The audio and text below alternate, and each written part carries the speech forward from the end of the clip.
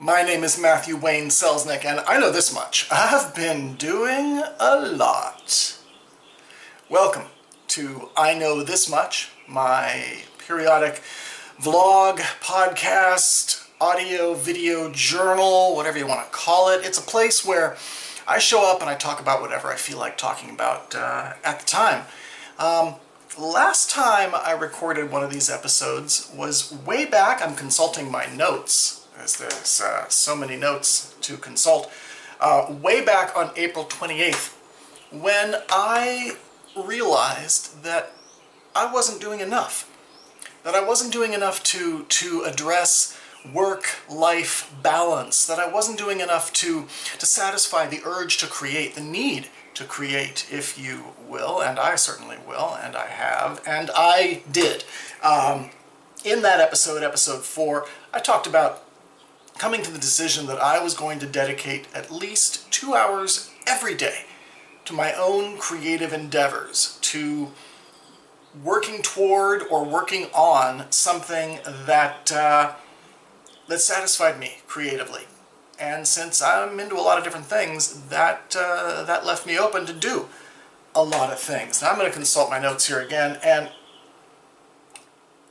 recorded that on April 28th. The world didn't see it until May 17th when I released episode 4 to my Patreon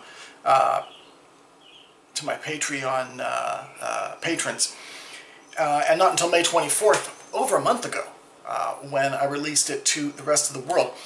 So since April 28th, here's what's been happening. I started doing the 2 hours of dedicated creative time every single day on May 5th. That was right after I came back from an impromptu 3-day little mini vacation with my girlfriend. You met her in episode 3. And so May 5th, hit the ground running, 2 hours a day. Progress report on that? Have I done it every single day? No. But darn near. And I tell you what, it's been productive in so many ways, and I want to run through them. So the first thing I did was take an inventory of my creative wow, out of practice. Yes, I am. So the first thing I did was to take a look at the sort of inventory of my projects, mostly writing projects, and all their various stages. And I'm going to put the graphic up right there. That's why I've got all this empty space next to me if you're watching the video. If you're not watching the video and you catch this on the audio podcast, I'll have the graphic in the show notes. But oh my goodness, so many writing projects that are either like in the whiteboard of my brain, or maybe a piece of a Scrivener document, or a piece of a Y-Writer document, or some notes in a notebook. Oh man. And then other things that are sort of in the planning stages, in the plotting stages, and other things that are in the rough draft stage. And it's ridiculous, the number of things that I could be working on. And so I started dipping into those. And just sort of, when my 2 hours a day would come up, I would just kind of decide, what am I going to work on today? And kind of played with that a little bit. Some of those things are getting closer and closer to being to the stage where I could actually send them out into the world, like a short story in my Sovereign era story world called Yvette.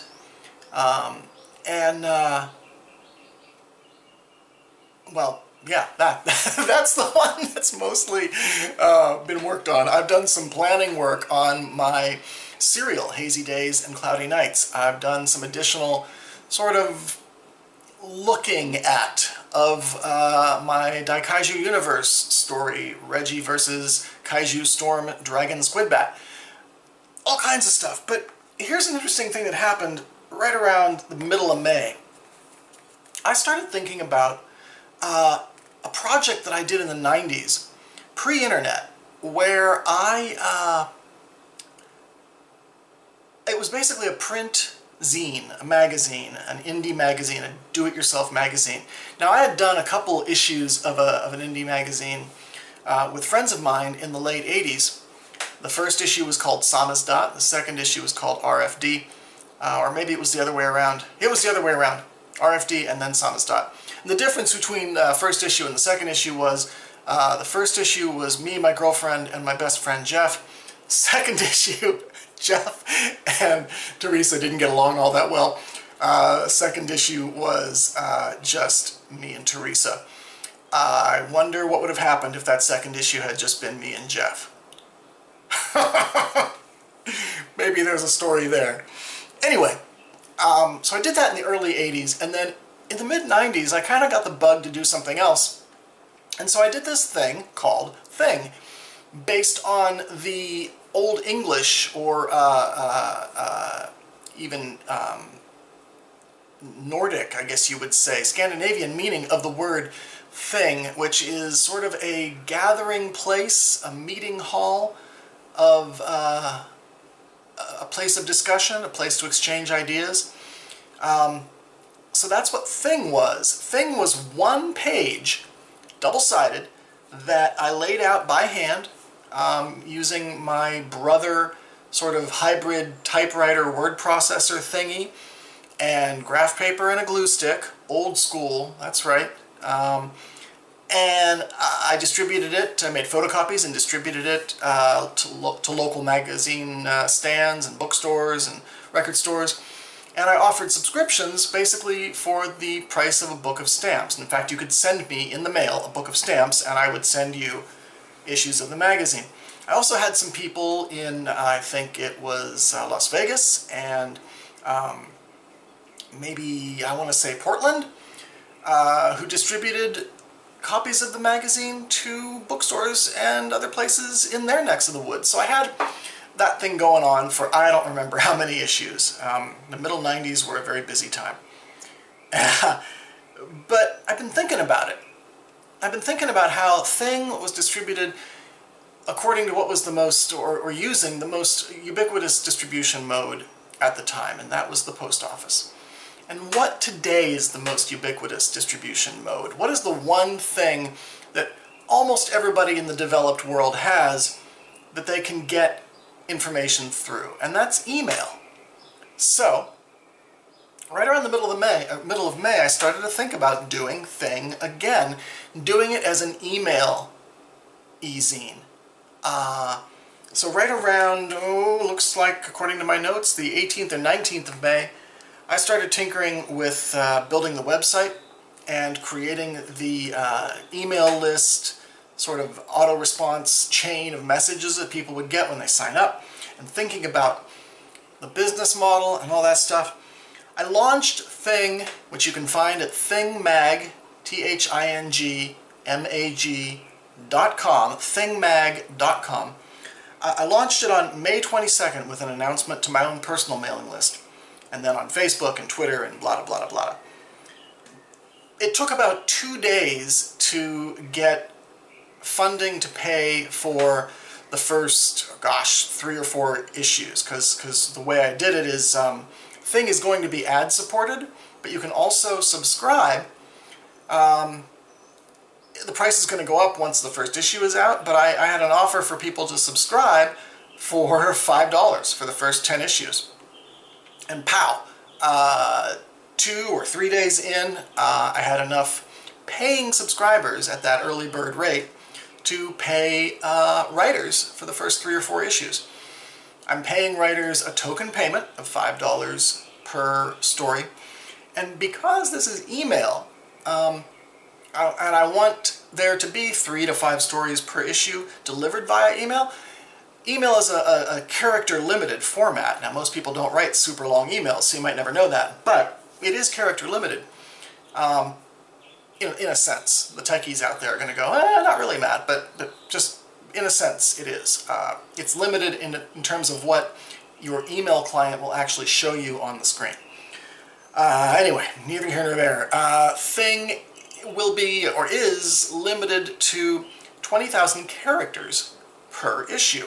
So around 4,000 to 6,000 characters per piece of fiction or nonfiction or poetry or short play or essay or whatever. I'm looking for all kinds of stuff. I'm deliberately not limiting Thing initially because I want to see kind of what it turns into. So Thing is a thing. I'm waiting for one contract from one person, And then I'm ready to go for the first issue, which I will be sending out on July 11th. It's June 28th right now, so there's still time to go to thingmag.com and get yourself set up with a free subscription that will be ad-supported, or a paid subscription for just $5, as long as you get your subscription in before the first issue comes out.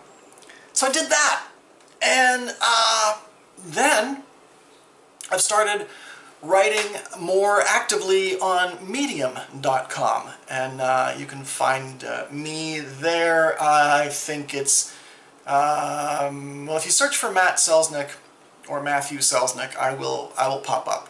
I'll have the link in the show notes. I'll have it on the video screen here. If you're on audio, just look in the show notes at mattselznick.com for this episode of I Know This Much, which is episode 5, I want to say. I'm enjoying writing for Medium because it's this interesting combination of platforms, and it's really like a salon kind of situation. And it's getting a lot of visibility. I used to be the guy who would always say, you know, do everything on your own website, do everything, you know, under your own roof. And I still support that idea in principle, but there are some situations where you do want to go where the people are. If the people aren't coming to you, go to where the people are. I can get an order of magnitude or 2 orders of magnitude more eyeballs on what I write if I post something at Medium than if I post something on a blog on my own website. So, been writing for Medium. On May 26th, I posted sort of a companion piece to the last episode of this podcast called Pay Your Soul First, where I talked about essentially the same principles that I talked about in episode 4 of this show, and just kind of spelled that all out in prose form. And then on June 13th, I posted another article, When You're in Love with a Beautiful Woman, all about self-worth and respect and self-respect and relationship rules and things like that. And I'm going to be doing more on Medium. In fact, Medium allows you to set up little sort of sub-publications, and I have set up a Medium publication as a sister to this podcast called I Know This Much. And right now it's just my writing there, but I am opening the floor. If you write on Medium and you think that you've got a piece that would work well under the I Know This Much umbrella, there's no pay for this. It's just another way to sort of tag and categorize your works and possibly get a different audience than you might ordinarily get. There's about 450 people following me on Medium at this point, and more people are added every day. So if you've written something that follows sort of the principles of this show, which is, you know, basically the idea that we know just enough to know that there's more stuff that we could know. And we have that awareness, and we have that sense of ourselves. And what we do know, perhaps through our ignorance we can teach other folks, or at least let them know that they are not unique in their ignorance and their desire to be less ignorant, if that makes sense. If you write stuff like that, if you write on Medium, consider submitting your work to I Know This Much over there on Medium. And again, there'll be a link there in the show notes and on the screen here and all that good stuff. And so, man, that's what I've been up to. I wanted to mention that the other thing that I'm doing is going to a writing critique group once a week that I found on meetup.com. It's interesting about this group. We don't read each other's stuff ahead of time and then show up and critique it. We actually go around the table and read stuff aloud during the meetup, and then after each person reads, that person gets a critique from everybody, you know, around the table. and then you go to the next person. The thing about that is that you don't end up with... You don't want to take the time to read like an entire short story. You don't want to take 20 minutes, a half hour to read your thing because you want to be respectful of other people's time. But that means that people are only, well, almost only ever reading works in progress or pieces of a work. So it's very difficult, impossible in fact, to literally know the whole story when you're critiquing something. And I have a problem with that because it's difficult to give an effective critique if you don't have the full context. So I don't know how often I'm going to be actually critiquing other people's stuff or doing the critiques, or being critiqued, I should say. But I am enjoying the atmosphere, and it's good to be around other creative people, see other people's works, be reminded of what stages other people are at, and just kind of be a little more social, hang out with people other than my girlfriend and my girlfriend's family, for one thing, which I've been doing, and that's great, and I love these folks, and I love my girl. But I do need to make sure there's more in my life other than working, being in my apartment working, being solitary, working on my own things, and hanging out with the girl. Balance, balance, balance. That's the lesson for 2016, perhaps. So, going to this meetup group, but you know what? What I would really probably enjoy more would be more of a mastermind setup, where we're not necessarily there to talk about our specific stories, but about issues and problems related to the creation of those stories, or to the writing life, or to marketing, or things like that. I think it's $10 a month to run a meetup group. I'm really considering setting one up. Crazy, right? What better way to get out there and know folks and get to know folks than to actually lead one of these groups? So yeah, thinking about that. But since it's been 2 months since I recorded one of these things, and a month and a half to a month since you guys have seen one of these episodes, I thought I'd better get out there and get my face in front of the camera, way out of practice, as you could probably tell, and do one of these episodes if I know this much. I'm going to say that they are probably going to come about this frequently in the future, maybe once a month. And the reason for that is that it's just a matter of time. It's always a matter of time versus return on investment. Thing is making me money. A short story that I complete will make me money. Going to these writing meetups gets me out into the world and helps me meet new people. To be frank, this podcast, not seen by many folks, not heard by many folks, very little feedback, and I know that's partially because it's so inconsistent. But, you know, just letting you know, it's probably going to be a once a month kind of thing when I feel the need to vent or speak about something. But in the meantime, go to medium.com, follow me there, follow the I Know This Much Medium magazine there at medium.com, and let's together keep working on you know, this whole bit. Yeah, I think that's it. If you you know, screw it. I'm not going to give you the spiel about Patreon and about feedback on this episode. If you enjoy this, you know what to do. You really do, right? Okay. So I know this much. I'm doing a lot. I'm following up on what I said I was going to do. Focusing on making things, and I'm seeing the dividends. And I'm feeling good about that. Okay. My name is Matthew Wayne Selznick. Take care.